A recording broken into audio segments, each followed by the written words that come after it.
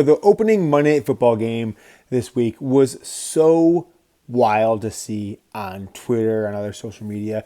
It's Michigan fans, I think, definitely were hyped up for J.J. McCarthy, but every other fan base in the country, I'm talking Ohio State fans, Michigan State, LSU, Penn State, Alabama. I mean, I saw an Alabama fan saying, how do we lose to this bum during the middle of the game?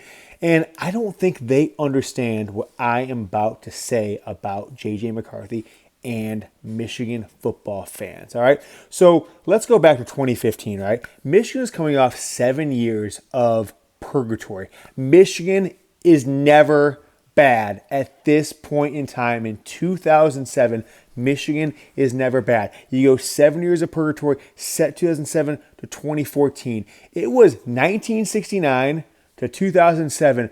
Michigan had one season of 5 losses, or 2 seasons of 5 or losses or more. I don't even think a single losing season in that entire time. The most consistent program in college football. Frankly, that belongs to Ohio State now. It doesn't belong to Michigan anymore because of that 7-year disastrous window of Rich Rodriguez and Brady Hoke. And then Jim Harbaugh comes in, and you're expecting success and all this different stuff. And he was almost there, right? 2016, he was right there against Ohio State, right? JT was short, etc.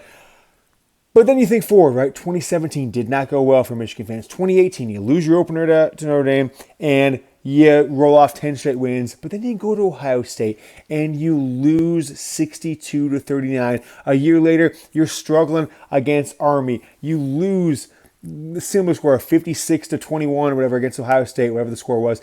And that was a Shea Patterson, the 5-star quarterback, the answer to our problems. And I love Shea, but he wasn't the level that Michigan needed to get over the hump. And maybe it was Jim Harbaugh. I don't know what it is. But the beacon and all that, the beacon of hope, the guy who did everything that Michigan fans wanted was J.J. McCarthy. Let me walk you down a little backstory.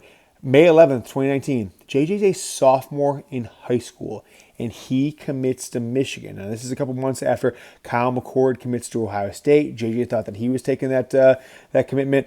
Ryan Day said, we're not going to take a quarterback, and he didn't. So JJ commits to Michigan, and he stuck with Michigan his junior year as this program, right, went 9-4, whatever it was in 2019. And then in 2020, and this is the most important part, is Michigan goes 2-4. I thought Harbaugh was just throwing up his hands that he is done with college football. They go 2-4. They win their first game against Minnesota. They win, the Indiana Rutgers game, right? They lose to Indiana, lose to Michigan State, and others.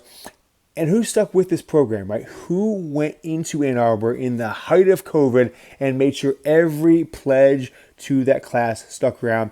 It was J.J. McCarthy. He gets on campus, first game, it's Western Michigan, all right? And you're not sure, what do we expect from J.J. McCarthy? He's a true freshman, etc. Rolls out to the right in the second half and just launches an absolute moonshot across the field, the entire other side, right in stride to a wide receiver, or the transfer whose name I forget at this point. And you're like, holy shit, we got something here with this guy.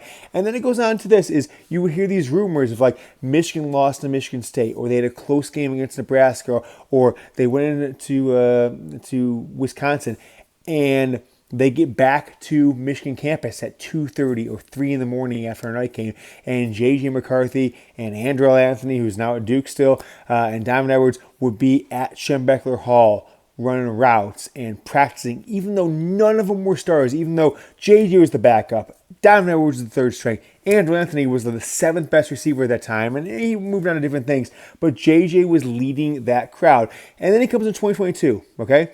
And he's going back to with a quarterback that was, won a Big Ten championship in Cade McNamara. The second you see JJ walk on that field in 2022 against Hawaii, he was it. He was everything that Michigan fans had ever wanted. You think I'm a Michigan fan?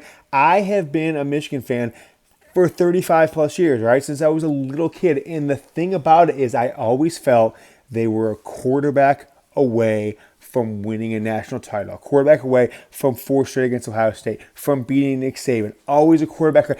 Tom Brady beat Ohio State. Tom Brady beat Nick Saban. 20 plus years later, J.J. McCarthy comes in, and every time he stepped on the field in 2022, every time he stepped on the field in 2023, you were just confident that this kid is going to get it fucking done. And that was the great thing about J.J. McCarthy. He loved Michigan, all right? He was willing to talk to guys like Blake Corum and others to come back in 2023 for another year. He was the absolute pulse of this entire program. And he had been somebody after 2018 and 2019, these absurd blowout losses to Ohio State, the 2-4 COVID year in 2020, that you were like, where does this program go from here? Well, there's this kid in high school. He's about to be on campus, and he is unlike anything you've ever seen. He never loses. He never loses. He lost 2 games in high school. Right, he lost 1 game as a starter in Michigan. The best winning percentage of any quarterback in college football over the last 50 years. He goes to the NFL, 1-0. And I think the thing that Michigan fans absolutely adore, absolutely love, just can't get enough of is he was all about Michigan. He was all about beating Ohio State. He was all about the team. He was never cocky or overconfident. And he was our guy. And I'll tell you what, there's 4 people in my life that I just am absolutely, I will do anything for them. My wife, my son, my daughter, J.J. McCarthy, right? He is my 4th favorite human alive because of what he did. He revitalized my fanhood. He went in and came to Michigan when they were at their absolute lowest point you could imagine. He stuck to his commitment in 2020, December 2020, signed on the line which is dotted, got Donovan Edwards, got others. That class, right, went 40-3. Can you just imagine? He walked into 8 straight losses against Ohio State.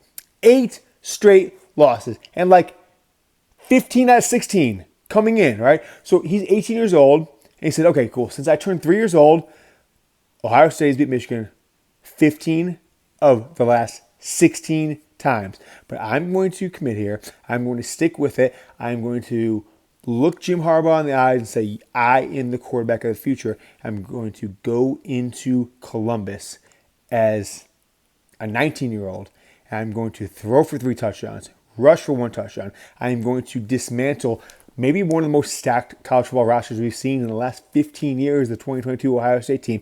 I'm going to repeat it in 2023 and beat that Ohio State team, beat that Alabama team with Nick Saban, beat that Washington team, and win the national championship. This guy was all Michigan. He was ours. And he's everything that Michigan fans have been hoping and dreaming for, frankly, for the last 30 years. So when people say, why do Michigan fans care so much about J.J. McCarthy? Why don't you quit slurping his nuts? What did you do? He doesn't play for Michigan anymore. It's like, he changed my fanhood. I was this close to kind of throwing the towel in 2020. I was this close. Blow out to Ohio State in 2018, blow out to Ohio State in 2019, right? Yeah, you're this close to the playoff in 16, 18, and it's a disaster 9-4 season when you thought you were a national championship, front runner, top 6, top 7 team in 2019. 2020 happens. I think you guys will agree with me. If you're a Michigan fan, you will agree. You were this close to give it up. Because if Jim Harbaugh can't do it, who can? Okay? If you can't take an NFL coach who's been to 3 straight NFC championship game, if he can't beat Ohio State, who can? I'll tell you who can. It was J.J. McCarthy. All right? He wasn't the starter in 2021, but he was there. He was the starter in 2022. He was in 2023. You saw what he had last night in a Monday Night Football game, and I'll say this, he is just something else, right? Every memory I have good about Michigan football in the last 5 years has J.J. McCarthy in it, and I will never stop supporting him because he brought back the love I have for Michigan football, and if it wasn't for him, if it was Cade McNamara, no offense, right, in 22 and 23 and beyond, if it was Joe Milton, if it was somebody else, the quarterback, I'm not sure if I would be even talking to you right now. I'm not sure if I would be doing a new show. I'm not sure if I would care as much about Michigan football. He revitalized my love for this program. And frankly, I'll never forget him. So I love J.J. McCarthy. And I don't think other fan bases really appreciate it as much as Michigan fans do. Because I'm not sure if there's a single program that I can think of. Maybe LSU and Joe Burrow that just kind of like, whoop, right? Losing to Alabama, whoop, whoop. that can actually have apples to apples comparison of what JJ McCarthy is to Michigan versus what another quarterback is. Love JJ. I think the Vikings will win the Super Bowl this year. I think JJ is the next Tom Brady. Go Blue.